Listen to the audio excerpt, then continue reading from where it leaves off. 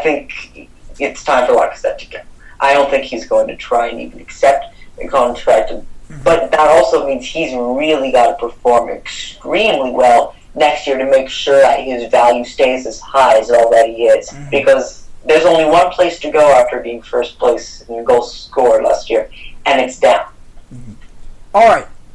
So now, kind of a bit of predictions. We're going to start off by revealing our fourth and third place teams in France. We'll then go into our goal scorer, and then we will reveal our top two. So let's start with number 4, Jake.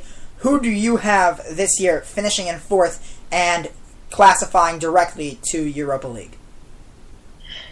You know, you go back and forth on stuff like this because, again, the difference between second place and fifth place last year was so minuscule. But at the end of the day, I will give it to Bordeaux.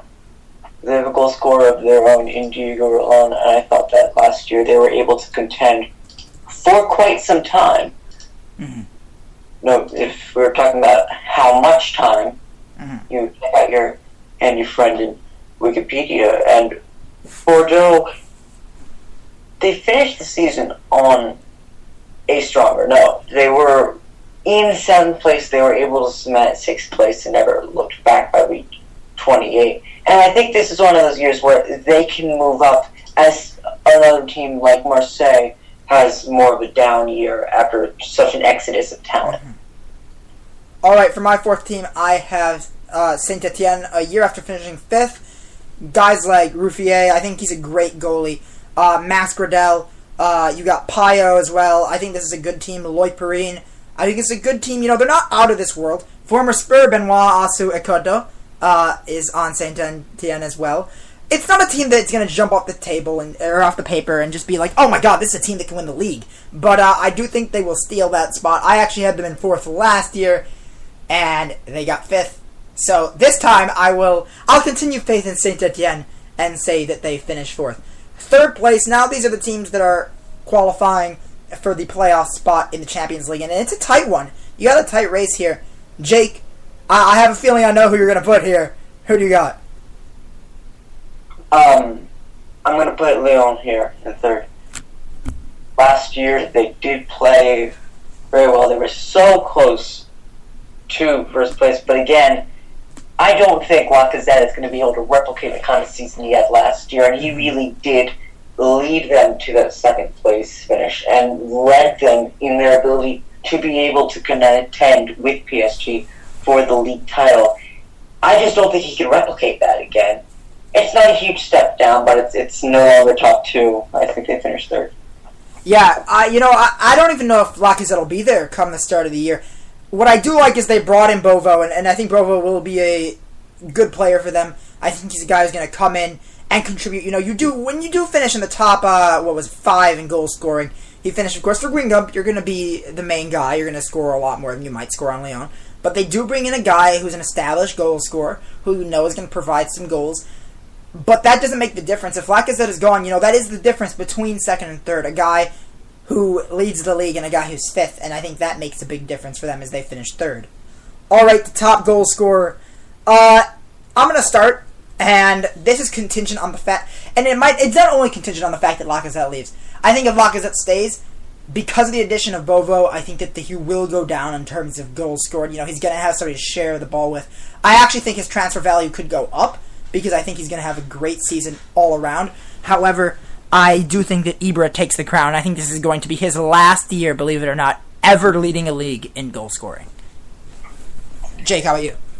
When you look at guys who could, you know, potentially lead in goals scored, you have to make sure that they're going to get a vast majority of those goals. You can't have really another incredibly talented, you know, poacher kind of forward on that club.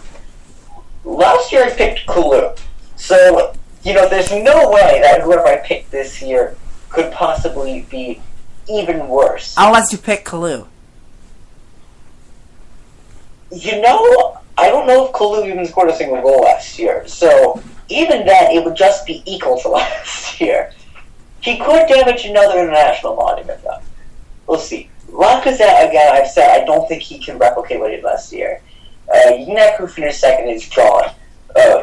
Bavo, who's now on Lyon with Lacazette, has to share those goals with Lacazette. I don't think that fares well for him. This is Zlatan Ibrahimovic and Edinson Cavani have to share. And I think that all that leaves really is Max Breda. But at Saint Etienne, he's the only one I can really think of that is just, without a question, the best goal scorer on his club. And no one's really going to threaten on his own team to take his opportunities. Mm-hmm. All right.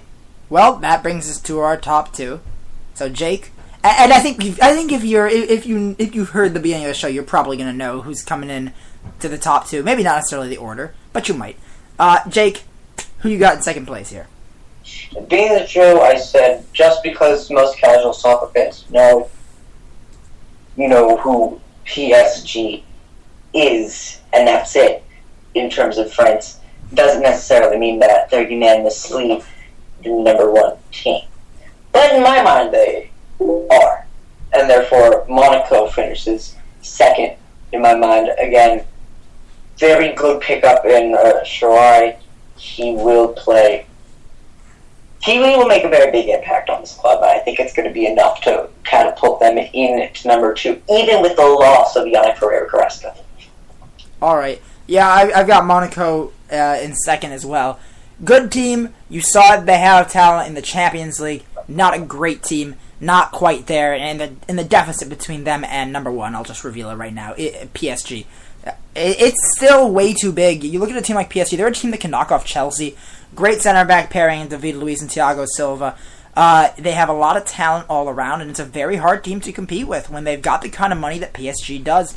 Monaco, of course, had the money early on, but their owner has had some financial difficulties following his divorce. So, he's got 99 problems, and a girl is one. And it's been a big issue. And actually, no, he's got 11 problems at this point that he's got to solve. But they'll be good by the beginning of the year. I personally am not a fan of Monaco's preseason. I don't know actually if they've played a game yet. And when you are in a bit of a state of flux, I think it would help them a lot to have a couple preseason games in there. Nonetheless, I do think they finished second just based off talent. And, of course, that leaves PSG at number one. Too much talent to lose. If they do lose, it'll be a massive disappointment. Jake, shock the world. Pick somebody else. Number one, I pick Paris Saint.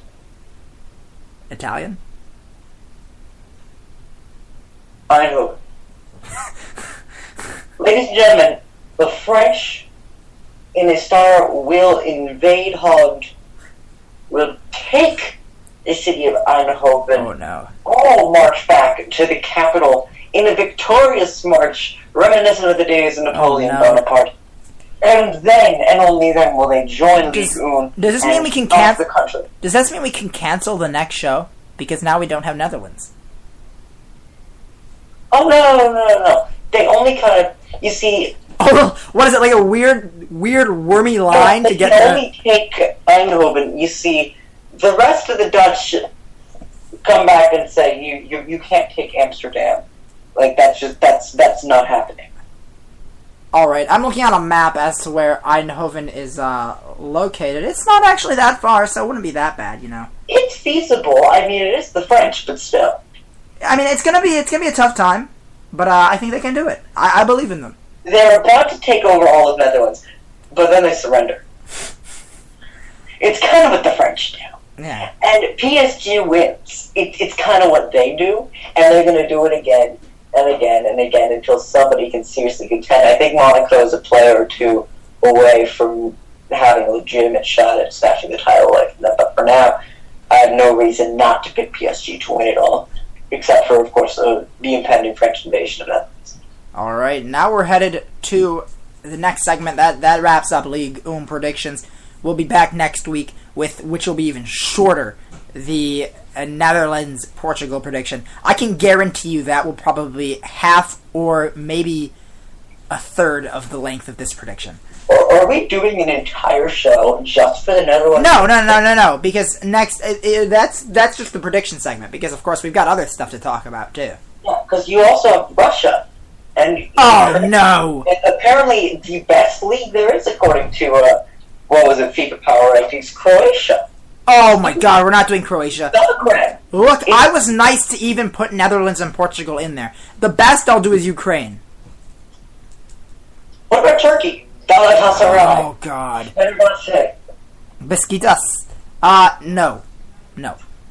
Alright, we're headed to transfer news, and I'm not biased for bringing up a lot of Manchester United stuff, but literally, Manchester United wants to buy the world, so basically they're every transfer rumor that's big. I mean, you've got other ones. We can talk about Lacazette, but I feel like we just talked about that a lot.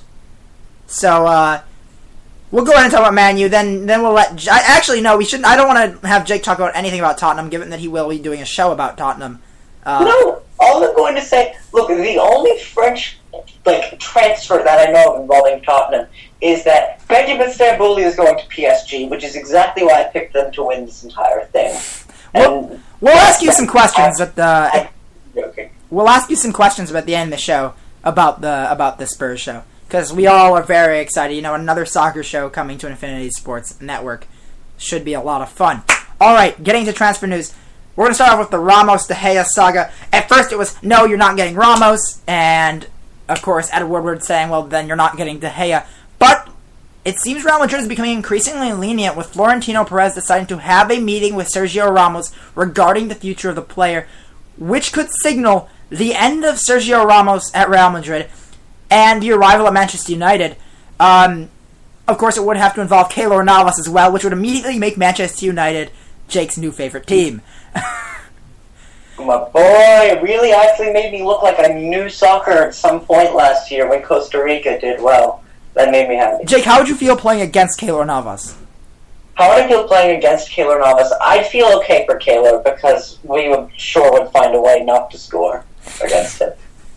Alright, but on the saga, first of all, and this is the question that has to be asked because otherwise the rest of the questions don't really matter. Do you think this deal goes down? Do you think at the end of the day, and it's looking like Ramos has said he wants to leave, do you think it's going to happen? Do you think it's favorable to the players, and do you think it's favorable to the teams? I think it just needs to happen at this point. This has dragged on too long, and if I was either one of these players, I wouldn't feel comfortable at my current club, because these rumors just keep swirling and swirling and swirling, and it's the exact same thing. And there's an unusual insistence on it that isn't normal to accompany a soccer rumor. This is just unavoidable. And at this point, I want to change the environment. It seems inevitable, so let's just do it already. Get it over with. Rip off the Band-Aid and be done. Alright, I'm still 50-50 on the deal. I think until we really have... Ramos has agreed to terms. De Gea has agreed to terms. I want to see where we stand maybe a week from today as to the meeting and to all of that. Right now Ramos is, of course, going to be focused on Real Madrid, and that is what you should be doing, as the player. It's really funny because everyone's like, oh my god, Benitez has offered him captaincy, of course he'll stay. Captaincy of Real Madrid is decided by longevity. It doesn't matter. Literally, had there been a player who was there longer starting, he would have gotten captaincy, so it really doesn't matter. It's not like that's a special thing to have. Fun fact, did you know that if Vatican City actually had an international football team, their captain would be Jesus? Oh. That is... I think they should make a team. How are they going to lose? The striker would be Pope Francis. Okay, now I understand how they're going to lose. Hey, don't diss Frankie like that. He's getting old. He's getting too old for this.